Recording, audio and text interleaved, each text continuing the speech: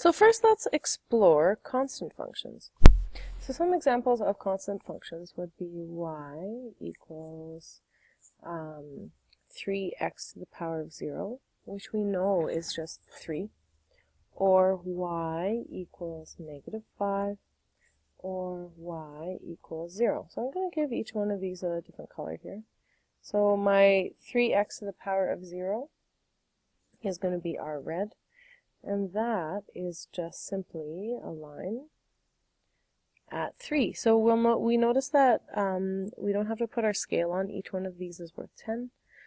Each box is worth 1. So I'm going to put my line right there. It's a horizontal line. Now, how do I know this? Well, let's check it out here. If I put into my calculator here, I'm going to clear this guy, and I'm just going to say 3. I'm going to graph it. Look at that. We have a horizontal line at 3. I'm going to change the zoom here. I'm going to go to standard, because then I can get my -5 in. Now for y equals -5, you guessed it, we are just going to have a horizontal line at -5. 1, 2, 3, 4.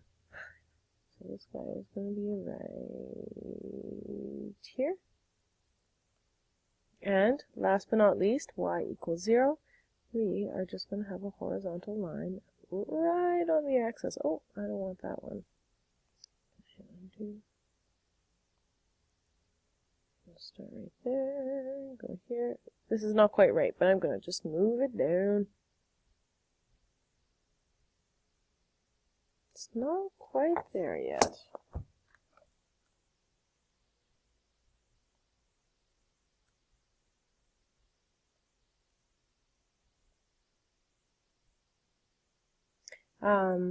Yeah, I'm having some problems trying to pick this guy up again, but this guy should be right, the blue guy should be right on the axis. Now, let's talk about degrees. What's constant through any constant function is the degree of the power of 0, because the highest exponent on the variables is going to be 0, so the degree is 3. When we look at the graphs of these things, we're saying the number of x-intercepts, so that means the number of times that these graphs touch the x-axis. So the number of times actually that this guy or this guy is going to touch is going to be 0.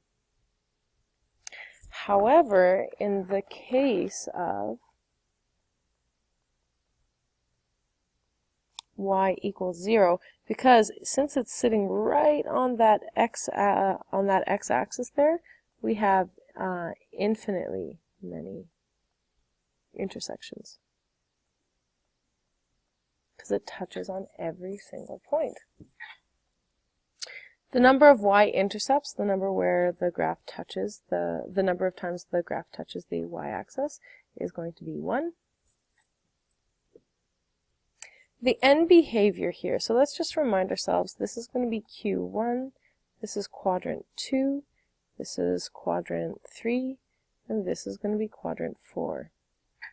So the end behavior of, say, something like y equals 3, it's going to go from left to right, from quadrant 2 to quadrant 1.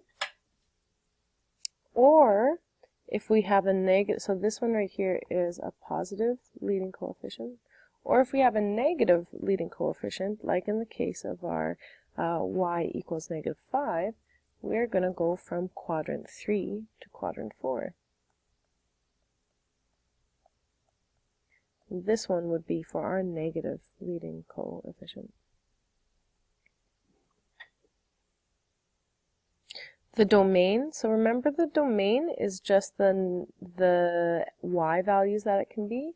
We say the x values, I misspoke here. The domain is simply the x values that it can be. So y such that y is an element of the reals.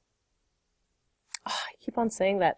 X such that x is an element of the reals. And the range here, this one is a little bit different, because when y equals 3, or I'm just going to write this one. This is just y equals 3 because x to the power of 0 is just 1. So when we say y equals 3, we're going to say that the range, the y value that it can be is only 3.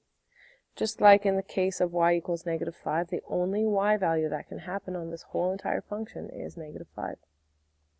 Just like with y equals 0, the only y value that can happen on this entire thing is 0. So y such that y equals the constant. Y is an element of the reals. So for example, the range of y equals 3, we're going to say y such that y equals 3, y is an element of the reals. And that's that. Just like the range here would be y such that y equals negative 5. The number of turning points here, we're always in kind of like the neutral here. So something that looks like this, it's neither increasing nor decreasing. So the number of turning points is 0. Because it's neither increasing nor decreasing, and it doesn't change at any point.